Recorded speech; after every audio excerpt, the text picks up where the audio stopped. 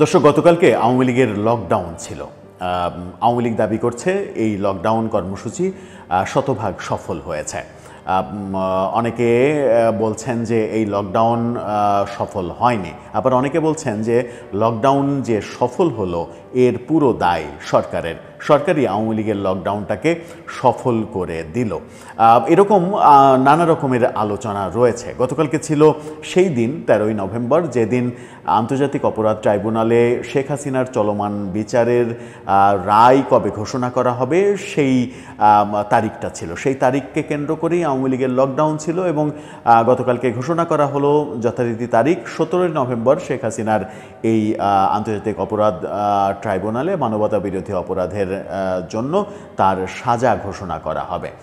17ই November যখন সাজা ঘোষণা করা হবে তখন আওয়ামী লীগ গতকালকে এই কর্মসূচি সফল করার মানে তাদের ভাষায় সফল করার পরে ঘোষণা দিয়েছে এবার যে 17 তারিখ কেন্দ্র করে 2 দিন তারা শাটডাউন করবে। এবার শব্দ হিসেবে তারা ব্যবহার করছে শাটডাউন। লকডাউন এবং শাটডাউন এই দুটোর পার্থক্য আমরা যেমন বোঝার চেষ্টা করব, তেমনি কোন উৎসাহে কোন বাস্তবতায় আবারও এবার 2 দিন, এবার 24 ঘন্টার জায়গায় 48 ঘন্টা এরকম হরতালের বিকল্প শব্দ ব্যবহার করে কর্মসূচি আহ্বান এবং যথারীতি তার আগের 2 দিন অর্থাৎ আজকে এবং আগামীকালকে সারা দেশে বিক্ষোভ মিছিল, এই ঘোষণা যখন আওয়ামী লীগ দিল তখন এবার সরকারের প্রস্তুতি কেমন হবে। 13 তারিখকে কেন্দ্র করে সরকারের যে সমালোচনা হয়েছে যে সরকার অতিরিক্ত বাড়াবাড়ি করে মূলত একটা আতঙ্ক তৈরি করে লকডাউনটাকে সফল করে দিয়েছে। আওয়ামী লীগকে কোনো ধরনের কোনো কর্মসূচি গ্রহণ করতেই হয়নি। আওয়ামী লীগ ভিন্ন দাবি করছে। সেই দাবি দেওয়ার মধ্যে নতুন যে ঘোষণা, সেই ঘোষণা কতটা ইম্প্যাক্ট ফেলতে পারবে, বিদেশি গণমাধ্যমেও বা কি বলছে সেগুলো একটু বোঝার চেষ্টা করবে। দর্শক, বলছিলাম গতকালকে একদিনের লকডাউন পরে এবার আওয়ামী লীগ 2 দিন শাটডাউন ডাকলো, যা ইতিমধ্যেই আপনারা জানেন, হয়তোবা জানেন, নিশ্চিত করেই জানার কথা। 16 এবং 17 তারিখ এবার শাটডাউন শব্দটাকে তারা শাটডাউনে নিয়ে এসেছে। লকডাউন থেকে শাটডাউন। শাটডাউন শব্দটা সম্ভবত বাংলাদেশে ব্যাপকভাবে পরিচিতি লাভ করে গত বছর জুলাই আগস্ট আন্দোলনের সময়। সেই শব্দটাকে, তাদের বিরুদ্ধে যে আন্দোলন ছিল সেই আন্দোলনে ব্যবহৃত শব্দটাকে এবার আওয়ামী লীগ তাদের কর্মসূচির শব্দ হিসেবে ব্যবহার করার সিদ্ধান্ত নিল। এটাও একটা উল্লেখযোগ্য রাজনৈতিক পরিবর্তন মনে হয়। যাই হোক, এবার বাহাউদ্দিন নাসিম, জাহাঙ্গীর কবির নানক তারা দুজনেই এই ঘোষণাটা দিয়েছেন যে 16-17 2 দিন কমপ্লিট শাটডাউন হবে। এবারের শাটডাউন কি শুধু ঢাকায় হবে নাকি ঢাকার বাইরেও হবে, এটা নিয়ে বাংলাদেশের গণমাধ্যমে যেমন চর্চা চলছে তেমনি ভারতীয় গণমাধ্যমেও নানা রকমের চর্চা চলছে। সাম্প্রতিক সময়ে ভারতের একটি গণমাধ্যম এই সময়, যারা কিনা বিএনপি মহাসচিব মির্জা ফখরুল ইসলাম আলমগীরের সাক্ষাৎকার প্রকাশ করে আলোচনায় এসেছে এবং বাংলাদেশের মানুষ পরিচিত হওয়ার সুযোগ পেয়েছে প্রথমবারের মতো এই গণমাধ্যমের সঙ্গে, বাংলা গণমাধ্যম, এই সময় তারা যে শিরোনামটা করেছে সেটা দেখে নিতে পারেন। প্রফেসর ইউনূস এবং শেখ হাসিনার ছবি দিয়ে শিরোনাম করেছে 48 ঘন্টার জন্য স্তব্ধ হবে গোটা বাংলাদেশ, ইউনূসের বিরুদ্ধে কোমর বেঁধে নামছেন হাসিনা, ঢাকা লকডাউনের সাফল্যে উৎসাহিত হাসিনা। তার মানে ঢাকা যে লকডাউন, একদিন যে লকডাউন হলো সেটা সফল হয়েছে, এটা আওয়ামী লীগের পক্ষ থেকে ঘোষণা করা হচ্ছে। এবং গত রাতে একটা ভিডিও দেখলাম জাহাঙ্গীর কবির নানকের, যে ভিডিওটা ছড়িয়ে পড়েছে ইউটিউবে, ফেসবুকে। সেই ভিডিওতে তাকে বলতে শোনা গেল যে শেখ হাসিনা এই লকডাউন কর্মসূচি সফল করার জন্য সারা বাংলাদেশের মানুষকে অভিনন্দন জানিয়েছেন এবং তারা দাবি করছেন এটা যে মানুষ, সর্বস্তরের মানুষ, সমস্ত শ্রেণীর পেশাজীবী মানুষ, তারা স্বতঃস্ফূর্তভাবে এই লকডাউন কর্মসূচি তারা পালন করেছে এবং বাড়ি থেকে বের হননি, যেটা ঢাকার চিত্র দেখলেই বোঝা যায়। অনেকে দাবি করছেন যে লকডাউন সফল হয়নি, কিন্তু ঢাকার যে চিত্র গতকালকে ছিল, বিবিসি বাংলার রিপোর্টে যেগুলো উঠে এসেছে, বাংলাদেশি গণমাধ্যমের বাস্তবতাটা ভিন্ন, যেটার একটা উদাহরণ আর একটা ভিডিওতে দিয়েছি। দৈনিক সমকালের কথা বলেছিলাম যে তারা শিরোনাম করেছে ঢাকার যানবাহনের পরিস্থিতি স্বাভাবিক, যান চলাচল স্বাভাবিক। সেটা শিরোনাম দিয়ে যে ভিডিওটা তারা দেখিয়েছে, সেই ভিডিওতে চার রাস্তার মোড়, গুরুত্বপূর্ণ একটি ঢাকার চার রাস্তার মোড়, সেই চার রাস্তার মোড় পুরো ফাঁকা, একটি দোতলা বাস চলতে দেখা যাচ্ছে, একটি সিএনজি চলতে দেখা যাচ্ছে, একটি প্রাইভেট কার পাস করতে দেখা যাচ্ছে। এরকম একটা ভিডিও দিয়ে সমকাল হেডিং করেছে ঢাকায় যান চলাচল স্বাভাবিক। সেই কারণেই বাংলাদেশের গণমাধ্যম যে সবসময়ই হাস্যকর আচরণ করেছে সেটা বলার অপেক্ষা রাখে না। বিবিসি বাংলা প্রতিবেদনে যেগুলো তুলে নিয়ে এসেছে তাতে মোটামুটি বলা যায় যে গতকালকে ঢাকা মানে ফাঁকা ছিল।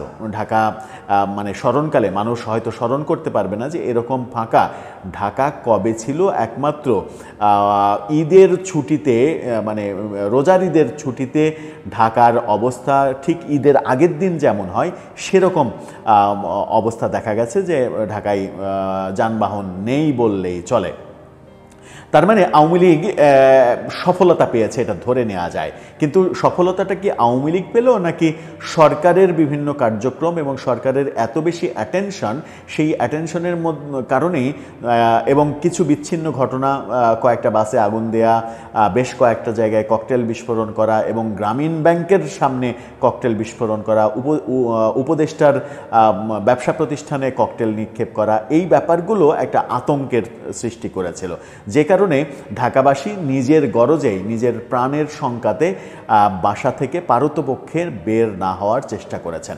এটাকেই আওয়ামী লীগ মনে করছে যে এটা সফলতা। হ্যাঁ, তাদের দিক থেকে এটা মনে করার শতভাগ রাইটস রয়েছে, কারণ ঢাকার চিত্রটা সেরকমই দেখা গেছে। এবং সেই সফলতাকে তারা উৎসাহজনক, উৎসাহব্যঞ্জক ভেবে নতুন 2 দিনের কর্মসূচি তারা ঘোষণা করেছে। এই সময় যেটা বলছে যে বৃহস্পতিবার ঢাকা লকডাউন সফল হওয়ার পরে এবার নতুন কর্মসূচি ঘোষণা বাংলাদেশের প্রাক্তন শাসক দল আওয়ামী লীগ করেছে। দেশে গণতন্ত্র ফেরানো, অবৈধ সরকারের ইস্তফা এবং বেআইনি আন্তর্জাতিক অপরাধ ট্রাইব্যুনালে দলের সভাপতি শেখ হাসিনা এবং দলের অন্যান্য নেতাদের বিরুদ্ধে আনা ভুয়া মামলা প্রত্যাহারের দাবিতে রোববার থেকে দেশজুড়ে 48 ঘন্টার শাটডাউন কর্মসূচি গ্রহণ করা হয়েছে। এদিন সন্ধ্যায়, মানে গতকালকে সন্ধ্যায় এই ঘোষণা দেয়া হয়। আওয়ামী লীগের নেতারা এই ঘোষণা দেন। সেখানে বলা হচ্ছে যে 16 এবং 17 নভেম্বর, অর্থাৎ শাটডাউনের আগের 2 দিনও, তার আগে 14 এবং 15 নভেম্বর এবং আজকে এবং কালকে তারা প্রতিরোধ কর্মসূচিরও ডাক দিয়েছে। আওয়ামী লীগের পক্ষ থেকে জানানো হচ্ছে ঢাকা লকডাউন কর্মসূচি সফল ও সার্থক করায় শেখ হাসিনা দেশবাসীকে ধন্যবাদ ও কৃতজ্ঞতা জানাচ্ছেন। হাসিনা বলেছেন, আওয়ামী লীগের লকডাউন কর্মসূচিকে রাজনৈতিক নেতাকর্মী, ছাত্র সমাজ, যুব সমাজ, শিক্ষক সমাজ, সাংস্কৃতিক কর্মী, শিল্পী, সাংবাদিক, আইনজীবী, কৃষক, শ্রমিক, রিক্সা চালক, দিনমজুর সহ সকল শ্রেণী পেশার মানুষ স্বতঃস্ফূর্তভাবে সমর্থন করেছে। এই কারণে আমি দেশবাসীর প্রতি অশেষ কৃতজ্ঞতা এবং ধন্যবাদ জানাই। হাসিনার কথায়, জনগণের স্বতঃস্ফূর্ত অংশগ্রহণে বাংলার প্রতিটি ঘর হয়ে উঠেছিল অধিকার হারা মানুষের দুর্গ। আর সেই দুর্গ ভাঙতে ফ্যাসিস্ট ইউনূসের নির্দেশে আইন শৃঙ্খলা বাহিনীর সদস্যরা ঘরে ঘরে গিয়ে তল্লাশি চালায়, রাস্তার মোড়ে মোড়ে চেকপোস্ট বসিয়ে দেহ তল্লাশির পাশাপাশি মোবাইলও চেক করে। আওয়ামী লীগের পক্ষ থেকে প্রফেসর ইউনূস সরকারকে ফ্যাসিস্ট সরকার বলা হচ্ছে। প্রফেসর ইউনূস সরকারের পক্ষ থেকে কিংবা জুলাই আন্দোলনের স্টেক হোল্ডারদের পক্ষ থেকে আওয়ামী লীগকে ফ্যাসিস্ট সরকার বলা হচ্ছে। তার মানে এখন ফ্যাসিস্ট শব্দটা কমন শব্দ হয়ে গেছে, মানে যে যাকে পারবে ফ্যাসিস্ট উপাধি দেবে, এটাই মনে হচ্ছে। এই যে ব্যাপারগুলো আওয়ামী লীগ তুলে নিয়ে আসলো এবং তারা আত্মবিশ্বাস পেয়েছে লকডাউন কর্মসূচির মাধ্যমে। সেই আত্মবিশ্বাসে তারা 16 এবং 17 এবার শাটডাউন ডাকলো, অর্থাৎ হরতালের ভিন্ন ভিন্ন নাম তারা সামনে নিয়ে আসছে। এই যে হরতালের ভিন্ন ভিন্ন নাম সামনে নিয়ে আসা, এটা তো মূলত হরতালই অন্য নামে আখ্যা দেয়া, অন্যভাবে একটু স্মার্টলি প্রেজেন্টেশন করা। হরতাল যেহেতু মানুষের বিরক্তির কারণ হয়ে গেছে শব্দটা, সেহেতু ওই শব্দ ব্যবহার না করাটাই শ্রেয় মনে করছেন এখন রাজনৈতিক দলের কিংবা যে কোনো আন্দোলনের স্টেক হোল্ডাররা। এরকম পরিস্থিতিতে 17 তারিখে শেখ হাসিনার রায় ঘোষিত হবে কিনা সেটা নিয়েও সন্দেহ প্রকাশ করা হয়েছে। একটা গণমাধ্যম বলছে প্রসিকিউশন টিমের সদস্যদের, একাধিক সদস্যকে এরকম প্রশ্নও গণমাধ্যমের পক্ষ থেকে করা হয়েছে যে আদতে নির্বাচনটা, মানে আদতে 17 তারিখে রায় ঘোষণাটা হবে কিনা। সেই ব্যাপারে প্রসিকিউশন থেকেও নিশ্চয়তা দেওয়া হয়নি। বলেছেন যে এ রায় ঘোষণা হবে কি হবে না এটা সম্পূর্ণ আদালতের এখতিয়ার। সরকার 13 তারিখকে কেন্দ্র করে যে প্রিপারেশন, একেবারে মহাযজ্ঞ শুরু করেছিল, সেরকম প্রিপারেশনকে আরও দ্বিগুণ বাড়িয়ে দেবে 16 এবং 17 তারিখের ক্ষেত্রে। এবং যদি আবারও সেই আতঙ্ক তৈরি হয়, আবারও যদি ঢাকা মহানগর রাজধানী ফাঁকা হওয়ার দৃশ্য দেখা যায়, তাহলে কিন্তু এটা সরকারের ব্যর্থতা হিসেবে পর্যবেসিত হবে এবং আওয়ামী লীগ এই সফলতার ক্রেডিটটা পুরোপুরি কাজে লাগাতে চাইবে। এখন দেখার বিষয় আওয়ামী লীগ কীভাবে অ্যাক্ট করে, সরকার কিভাবে রিয়্যাক্ট করে। এই অ্যাক্ট এবং রিয়্যাক্ট যেন সাংঘর্ষিক পরিস্থিতিতে না যায়, সেই ব্যাপারগুলো তো উল্লেখযোগ্য। গতকালকে খুবই অমানবিক একটা ঘটনা আমরা দেখেছি। এক শিশু, ক্লাস 9-এ পড়া এক শিশুকে পুলিশ গ্রেপ্তার করেছিল। অপরাধ হচ্ছে সেই ছেলেটি ধানমন্ডি 32 নম্বরে গিয়ে সেখানে ধ্বংসস্তূপ থেকে একটি ইট নিয়ে যাচ্ছিল।